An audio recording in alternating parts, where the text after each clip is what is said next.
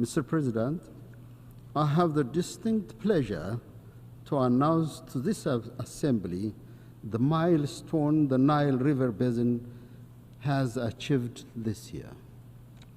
The Cooperative Framework Agreement of the Nile River Basin, CFA, is poised to enter into force with a required number of ratifications.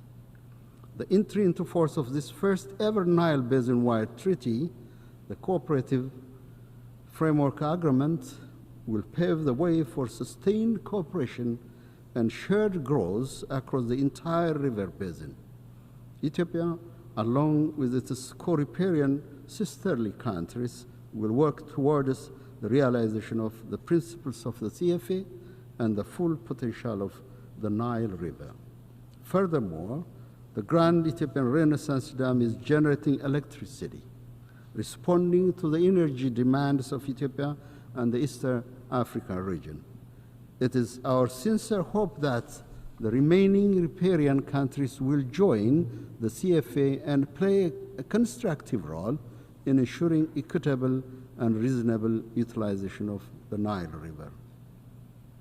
I'm also proud to announce to this august assembly that the Ethiopian Green Legacy, the notable initiative of Prime Minister Abiy Ahmed, saw the planting of 40 billion seedlings within 5 years, increasing our forest coverage from 3 to 24%. This stands as a substantial goal, contribution to the absorption of greenhouse gas and a tangible measure against the adverse impact of climate change. Based on its long-term low-emission development strategy, Ethiopia is also on the path to sustainable energy transformation by developing and transitioning to non-fossil fuel energy sources. Such efforts must be supported by the full activation of the global commitment, especially through the provision of adequate climate financing.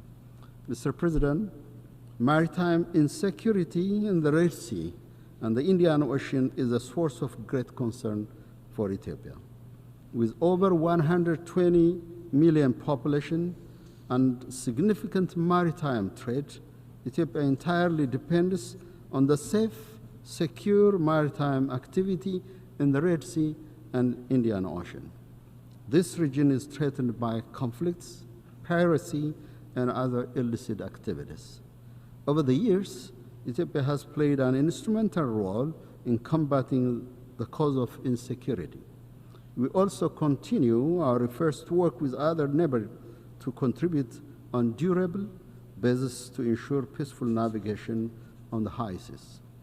We see a great need to chart a new path for inclusive maritime security engagement with equal participation of countries with stakes on both sides of the Red Sea and Indian Ocean. Furthermore, terrorism continues to be a grave threat to the peace and security of the Horn of Africa. The growing rise of violent extremism like Al-Shabaab and its international and internal affiliates have continued their vicious attack against civilians and security of the region. The region has reached a milestone in degrading terrorism owing to the resilience of the people of Somalia and the sacrifice of the sons and daughters of Burundi, Djibouti, Kenya, Uganda, and my country, Ethiopia. The authorization of the Security Council and the international finance for the African Union peace support operation have indeed played an instrumental role. I'm confident the government of Somalia will soon reckon with and recognize the sacrifice we made to Somalia's liberation from the grip of terrorist groups. Ethiopia's Memorandum of Understanding with Somaliland is based on existing political dispensation in Somalia.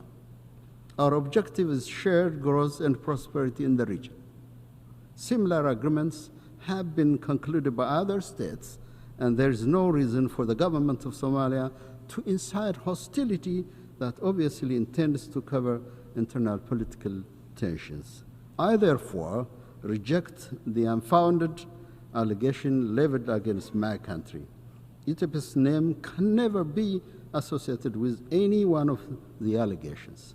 I rather call on the federal government of Somalia to join hands to eliminate terrorist groups that are causing chaos and mayhem on the people of the region.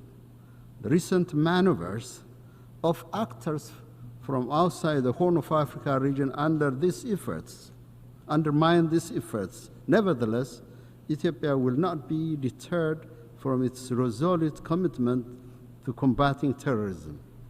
We therefore call upon these actors to immediately stop their reckless actions. We also call on the international community to recognize the imminent risk originating from these irresponsible acts and to take concrete measures to prevent the loss of hard-won gains in combating terrorism in the Horn of Africa. Mr. President, in conclusion, I would like to reiterate Ethiopia's commitment to the maintenance of global peace and security and upholding multilateralism. I thank you, Mr. President.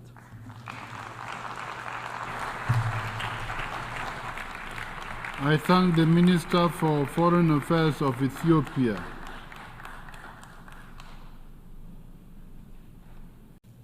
Mr. President, while international crises demand our attention, we must not overlook regional threats that directly challenge national sovereignty and stability.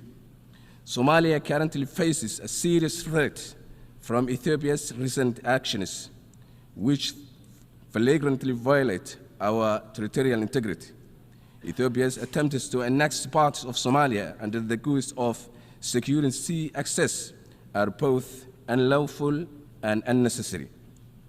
Somali ports have always been accessible for Ethiopia's legitimate commercial activities, reflecting our commitment to regional trade and cooperation. However, Ethiopia's aggressive maneuvers, including its controversial agreement with one of our regional administration, undermines Somali sovereignty and embolden secessionist movements threatening our national unity. These actions not only sow division at the time when Somalia is striving for peace and cohesion, but also serve as propaganda for terrorist groups like Al-Shabaab, who exploit Ethiopia's provocations to recruit and radicalize vulnerable individuals. Such destabilized behavior poses a significant risk to the security and stability of the entire Horn of Africa. Somalia asserts its sovereign rights to defend its territorial integrity and calls on Ethiopia to cease its provocations and adhere to the international law. We urge the international community to stand with Somalia in condemning these violations and upholding the principles of international sovereignty and territorial integrity, which are the cornerstones of international peace and security. Regional stability depends on mutual respect for these principles, and Ethiopia must be held accountable for actions that threaten to destabilize the Horn of Africa. Mr. President,